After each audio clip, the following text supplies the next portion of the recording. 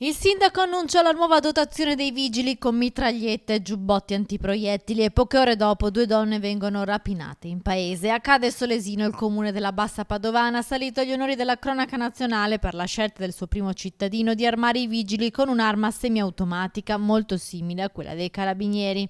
Non pensavo però che venisse riportato un messaggio negativo.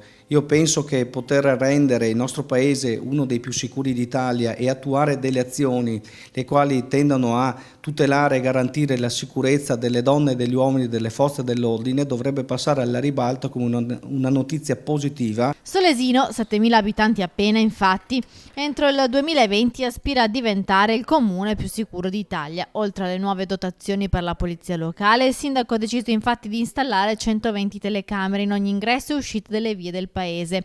Fatto un semplice calcolo, dunque ci sarà un occhio elettronico ogni 60 residenti. Venerdì però 2 donne sono state scippate, entrambe avvicinate da un'auto grigia con a bordo 2 individui con il volto coperto da un passamontagna. Il sindaco, dopo questi 2 episodi, si dice ancora più convinto della scelta di dotare di mitra i vigili. Sicuramente vuole essere un deterrente nei confronti di chi vuole venire a delinquere nel nostro territorio, ma comunque oltre a questo mitra, diciamo, anche i giubbotti antiproiettili è un modo per tutelare le nostre forze dell'ordine. Pochi mesi fa in paese un'anziana ha subito una violenta rapina in casa e lo stesso sindaco è stato ripetutamente minacciato. Ho ricevuto delle minacce di stampo mafioso dopo pochi mesi che ero eletto sindaco, minacce di morte a me e alla mia famiglia con proiettili all'interno. Le stesse minacce sono arrivate al comandante dei vigili, a un mio assessore, il quale è stato anche soggetto di un atto vandalico sulla propria automobile. È vergognoso che qualcuno abbia strumentalizzato